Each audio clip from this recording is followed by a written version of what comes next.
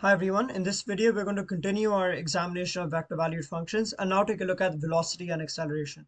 If you watched the last video, which was on differentiation and integration of vector valued functions, I did touch upon this a little bit, not in too much detail, but we'll just go into that more today. So let's just start from the beginning, right? The position of a vector, we can define that as r of t, that's just standardly used. And we know that the velocity of a vector, now the velocity of a vector is also going to be a vector, and that's just going to be the derivative of that. So r prime of t, right? The derivative of the position. It's not the same as the speed, and we'll understand why that is in a second. But anyway, continuing from this, now if you take the derivative of this, what do you get? The acceleration of t, the acceleration, and that's just the derivative of the velocity. And how can we write this in terms of the position? Well, it's just going to be the second derivative, so r double prime of t. And these are the common relations that you see, right? If you just remove the vectors, um, this also works for just like on a two-dimensional, or sorry, on a linear plane, or on a line, sorry, not a linear plane. On a line, if you're trying to give the position, velocity, acceleration, then you can just omit the arrows because you don't need vectors for that. You can just use scalars, right? Plus is negative direction, plus is positive direction, minus is negative direction. This is just the same thing, but a little more generalized. So hopefully this all makes sense. Now the problem is we also have to consider speed, right? And speed, I mean, you can write that however you'd like. We can use s over here, right? I mean, s is sometimes used for position as long as you're defining it. Sorry, I made a big mistake here. I guess s with an arrow could be used for position, but s of t is this a vector or a scalar, the way I've written it over here? And again, it's not going to be a vector or a scalar. It's going to be a vector valued function because it's a function, right? It's of t, either a vector valued function or a scalar valued function. And the answer here is scalar valued function because there is no vector sign. And we can show that because the definition is just the magnitude of the velocity. So I know I wrote it this way first, but this is just the magnitude of the derivative of the position. That's the exact same thing, of course, from this definition over here as the magnitude of the velocity. Now, quick question for you. Just think about it, right? And you don't need to like prove it or anything rigorously here, but just think about it. Can we say that, so can we say that s of t, I'm going to put a question mark here because this is not necessarily true. You're going to answer that, and then I mean, I'll answer it as well. Is this the same thing as the magnitude of the position and then its derivative? Is this the case?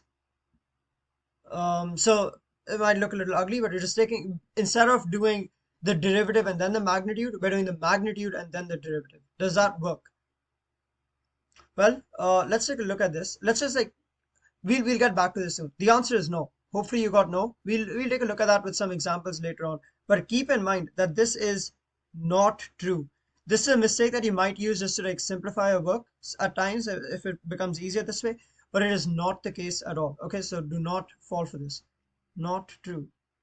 And we'll see why. It's not, I won't say it's a common pitfall, but it is definitely something that you might make the mistake of doing, right? So just keep this in mind. It's not necessarily true, and you can prove it as well. There are some cases where it will be true. So if you're unlucky enough to stumble upon one of them and then it works out for you, and then you say, "Oh wow, I discovered my own rule," don't fall for that, please. Okay, now let's see. How can we use integration to go between them? Well, it's straightforward enough. You integrate the velocity and you get to the position. You integrate the acceleration and you get to the velocity. Integrate the acceleration and then integrate the velocity that you get and you go back to position. So you just keep on integrating and differentiating to kind of jump between them. There's not really too much over here. So let's just do a quick example.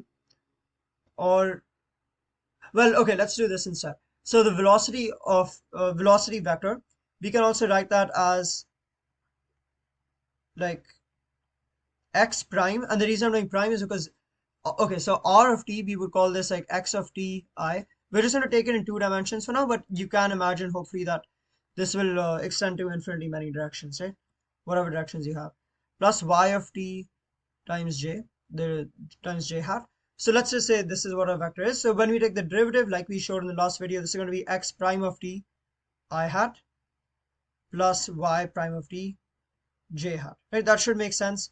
It's still a vector valued function, right? That's why we know the arrows over there.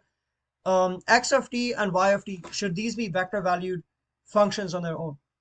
The answer is no. These should be scalars because the thing that's making them vectors, these are like these are the unit vectors. You're multiplying a scalar by a vector, multiplying a scalar by a vector, and then adding them together. That makes it a vector.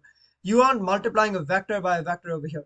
Like it's like not a cross product or a dot product. It's a scalar times a vector. So just be careful, right? Like you don't want to accidentally throw on an arrow and say, oh, this is a vector when it's really not. Okay, so this is our velocity. Now, how would we find our speed from here? What would our speed be in the same situation? It would be the magnitude of this. So how would we do that? Well, we can start by thinking about what the magnitude would be of just two numbers, right? Like what if this was 3, what if this was 4? Then we would use the Pythagorean theorem. We use the exact same thing over here.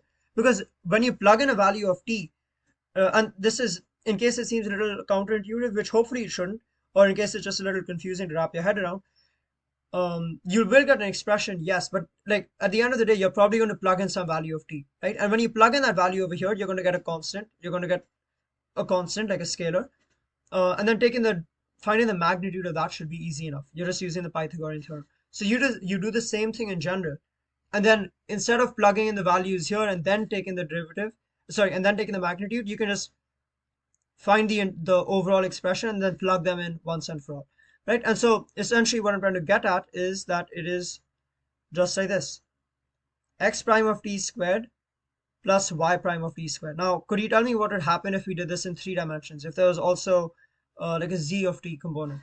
Well, that would also go right in here, right? I think this was discussed in like section 11.1 or 11.2, but the Pythagorean theorem for more than 2 dimensions is basically just add on the next dimension square, next one, next one, next one, and so on, right? So this is our expression over here: x prime of t squared plus y prime of t squared, and then the square root of the entire thing.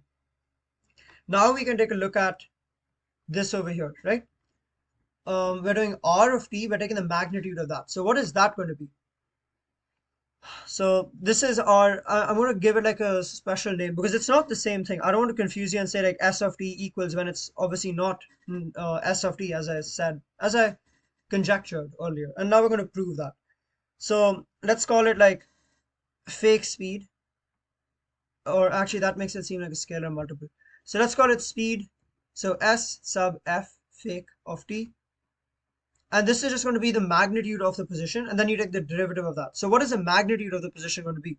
Same exact thing, just like Loki, just ignore this, That'll give you the position. You take the magnitude the exact same way. So we have this, right? This is just x of t squared. I guess, but I should have used square brackets here. I think it just looks a little better.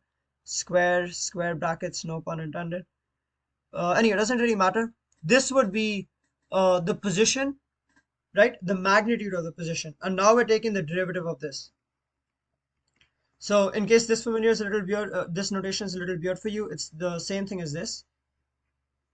And how would you do this? So now this is actually a good exercise in differentiation, especially if you've like kind of neglected it for some time. So just dive in and see how you do this. It's not too difficult, like just, it's basic enough rules, but might be a little funky to look at, right? So let's see, what do we do here? Well, we would just end up using the chain rule, right? So we can take out the square root. We can write that as like to the 1/2. So this would be equal to the derivative. I'll try to be as rigorous as I can here, right? And now over here we have x of t squared plus y of t squared. Again, keep in mind, please keep in mind that these are scalars, right? And actually, so this is on the inside. We're raising it to the 1/2 power. So if this is scalar, we're taking the square root. That's also obviously going to keep it a scalar. Then we're taking its derivative. Sorry, okay.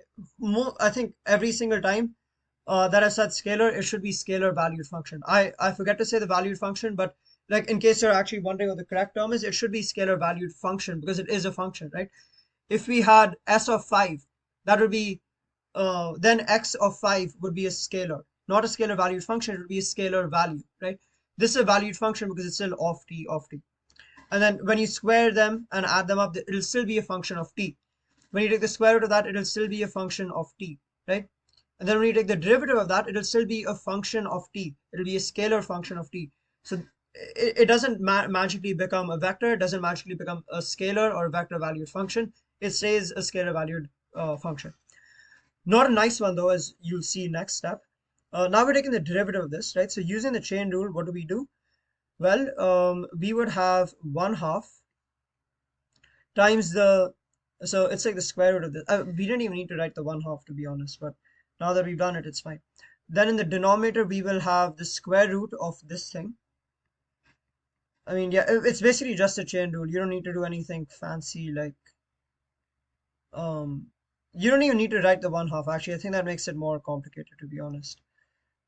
Okay, so this is on the denominator, and now on top, what do we have? We have the derivative of the inner function, and the inner function is x of t squared plus y of t squared. So what is the derivative of that going to be? Again, we uh, kind of need the chain. No, wait, do we? Let's see. One sec. Let me get rid of the 1 because it's not serving any purpose here. Oh, it's like the slow eraser. Okay. Um, Now we're taking the derivative of this, right? So the derivative, again, we kind of need the chain rule here, I think, right? I'm going to start, I'm going to stop putting in so many of the brackets, but I mean, yeah, there should technically be another pair of brackets before the exponents here. Now what are we going to get? We're going to get, oh, almost out of space here. So, I mean, yeah, we're almost done. So there's, that's all good. But we're going to have 2x of t.